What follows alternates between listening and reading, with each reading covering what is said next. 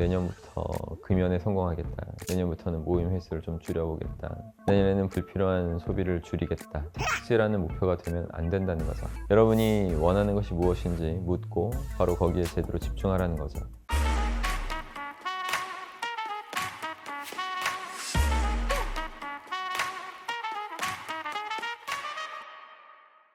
안녕하십니까, 여러분의 심리 멘토 박수입니다. 이제 2021년도 거의 막바지에 다다랐습니다. 다들 올해를 잘 마무리하고 2022년 새해 이뤄내고 싶은 목표들을 계획하시는 분들이 많을 것 같습니다. 여러분들도 새로운 결심들 많이 하고 계신가요? 한편으로는 새해 결심이 참 이루기 어렵다는 걸 이미 너무 많은 시행착오로 알고 있고, 그래서 계획을 세우지 않는 분들도 계실 것 같습니다. 주로 신년 계획은 이런 것들이겠죠. 내년부터 금연에 성공하겠다. 내년부터는 모임 횟수를 좀 줄여보겠다. 내년에는 불필요한 소비를 줄이겠다 등등 여러 가지가 있겠죠. 많은 사람들이 하는 결심의 상당수는 뭔가 만들어내기보다는 뭔가 하지 않겠다, 뭔가 절제하거나 억제하는 것, 끊어내는 것과 같은 금욕적인 것에 많은 부분이 이루어지는 것 같습니다. 절제라는 것은 성공에 있어서 아주 중요한 요인이 맞습니다. 성공한 사람들이 절제의 미덕을 자신의 성공 요인으로 꼽으면서 남긴 말들이 있죠. 미국의 5대 갑부 중에 한 명인 워렌 버핏 한 말인데, 내 인생을 이끈 힘은 절제에 있었다, 이런 말을 했습니다. 그 영국의 수필가 조셉 에디슨은 절제는 육체로 온전한 역할을 하게 하고 모든 힘과 생계를 바치게 만든다 라는 말도 했습니다. 시인 윌리엄 워즈워스도 절제는 모든 시련에 저항하고 있다는 증거다, 이런 명문장을 남기기도 했습니다. 독일의 저명한 미술학자 장폴 리히터의 그 행동만이 삶에 힘을 주고 절제만이 삶에 매력을 준다, 이런 말은 많은 사람들한테 영감을 준 명문장으로 아직까지도 회자되고 있죠. 절제는 중요합니다. 하지만 절제라는 중요한 가치를 이뤄내기 위해서 목표를 절제와 금욕으로 설정해서는 제대로 할 수 없게 됩니다. 분명한 한계에 봉착하게 돼요. 이건 제가 절제하지 말라고 하는 얘기가 아닙니다. 절제해야 된다, 끊어내야 한다, 그만둬야 한다, 이런 식의 이 방법적인 접근이 잘못됐다는 겁니다. 요즘은 무언가 그만두려고 할수록 그 대상을 떠올리지 않기가 힘들다는 겁니다. 파란 코끼리를 떠올리지 말라고 했을 때 파란 코끼리를 상상하지 않는 것은 무척 어렵게 돼요.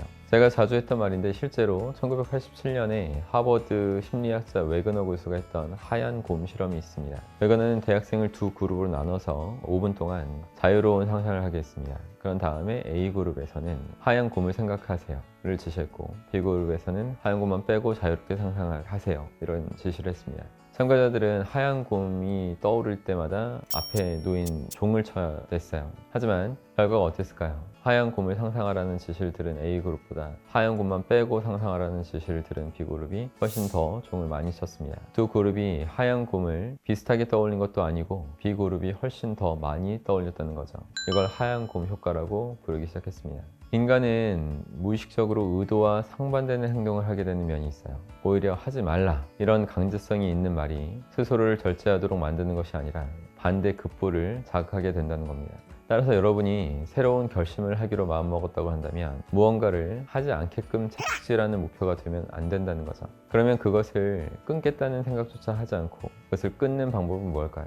첫째로 그것을 하지 않게 도와줄 다른 사고로 전환하는 겁니다. 대안을 제시하는 것이라고 말할 수 있겠죠. 예를 들면 담배를 끊는 대신에 담배를 구매하는 데 드는 비용을 저축하겠다, 이런 식으로 하면 되겠습니다. 꾸준히 낭비되고 있던 돈을 얼마인지 모르겠는데 제가 안 펴서 하루 5,000원이라고 하면 5,000원씩 통장에 입금하는 거죠. 이런 목표는 충분히 여러분들께서도 세워볼 수 있을 거라고 생각합니다. 하지만 제가 말하고 싶은 첫 번째 대안보다 훨씬 강력한 힘을 발휘하는 것은 두 번째 방법이에요. 이것만 분명히 잡혀 있다면 잡다한 계획은 세울 필요조차 없습니다. 여러분이 원하는 것이 무엇인지 묻고 바로 거기에 제대로 집중하라는 거죠. 여러분은 왜 금연하고 싶고 금주를 결심하게 된 건가요? 단지 술과 담배가 몸에 나쁘다고 해서인가요? 이런 식의 이유는 절대 여러분의 절제를 돕지 못합니다. 제가 확고부동하게 갖고 사는 단 하나의 인생관은, 인생이란 고도의 집중과 몰입 상태를 내 분야에서 더 멋있게 잘 만들어내는 과정이다 라는 거죠. 이러한 인생관이 정립된 이후로 절제는 저한테 불필요한 것이 됐습니다.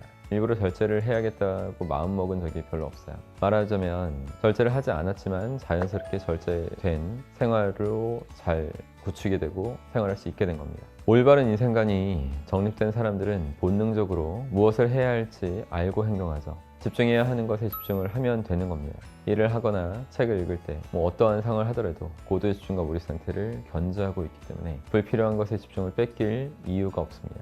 실존주의 철학자 키에르 케고르는 이렇게 말했습니다. 마음의 순결함은 단 한 가지만 바라는 것이다.